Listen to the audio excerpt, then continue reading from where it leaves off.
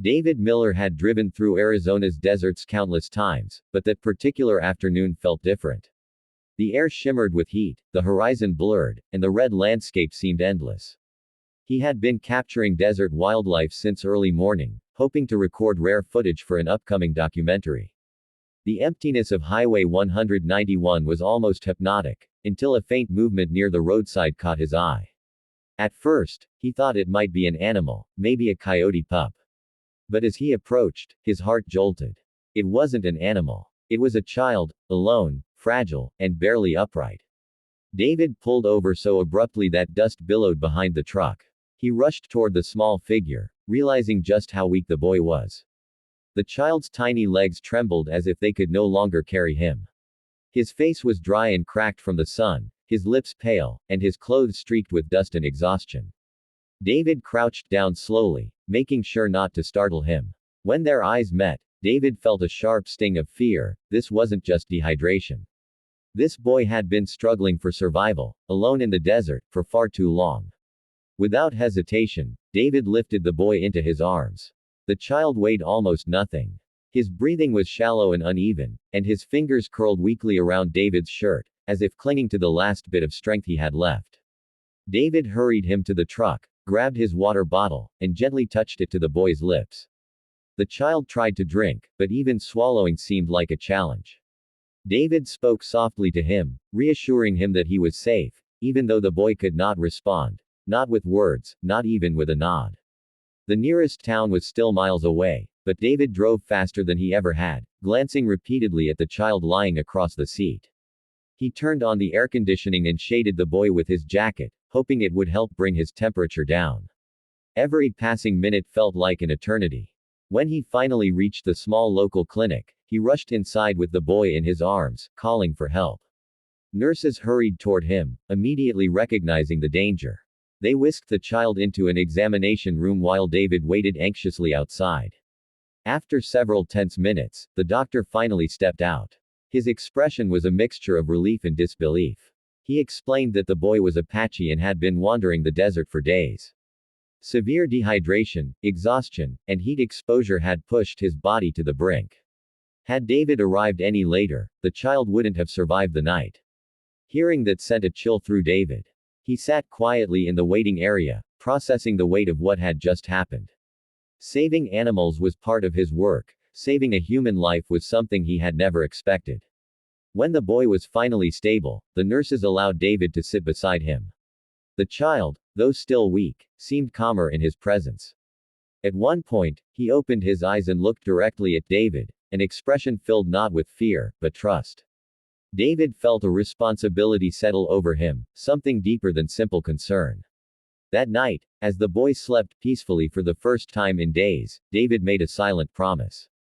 He would not leave this child until he was safe, reunited, and home where he truly belonged. 4 days had passed since David brought the child to his cabin in the desert. During those days, the boy's transformation was remarkable. He began to regain strength, eating full meals and drinking water without hesitation. His once fearful eyes now carried a glimmer of security. He followed David everywhere, whether he was cleaning his camera lenses, preparing simple meals, or stepping outside to capture the desert sunrise. The bond between them grew. Naturally, unspoken but powerful. David, who had spent so many years traveling alone for his work, suddenly found comfort in the presence of the child. The morning of the 4th day began quietly. The desert was still, the air cool, and a soft breeze moved through the juniper trees around the cabin. David was preparing breakfast when a sudden, loud knock broke the silence. It wasn't casual or hesitant, it was firm, deliberate. David froze for a moment, unsure of who could possibly be at his door in such an isolated place. He wiped his hands, took a steady breath, and walked toward the entrance, the child trailing behind him, small fingers gripping the back of his shirt. The moment David opened the door, his heartbeat quickened. Standing outside were 3 Apache women, their presence strong and dignified. They wore traditional woven shawls, long braids adorned with silver and turquoise, and expressions that carried both seriousness and deep emotion. Their arrival felt almost ceremonial, as if the desert itself had guided them to his doorstep. The child peeked from behind David, recognizing them immediately. A look of relief crossed his face, and he stepped closer to David, both anxious and hopeful at the same time. The eldest woman stepped forward with quiet authority. Her eyes, though tired, held a warm depth. In a gentle yet steady voice, she explained how their tribe had searched endlessly, walking miles of desert, calling the boy's name, fearing the worst with each passing day. The pain of uncertainty had weighed heavily on them. When she looked at the child now safe beside David, tears gathered in her eyes but didn't fall. She spoke the words that carried the gratitude of an entire community, acknowledging that David had saved more than a life, he had restored hope. She reached out and held David's hands, her touch soft but full of meaning. She expressed that their tribe rarely welcomed outsiders into their lives, let alone their hearts, but what he had done could not be ignored or forgotten.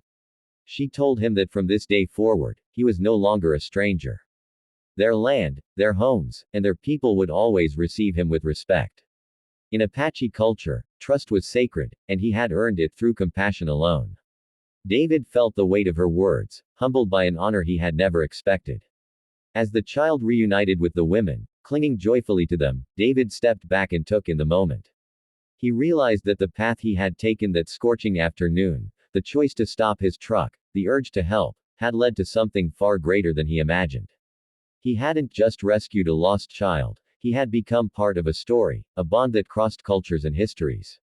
In the middle of the desert, surrounded by silence and sand, David understood that simple kindness had the power to build bridges no map could show. And in that realization, his life changed forever.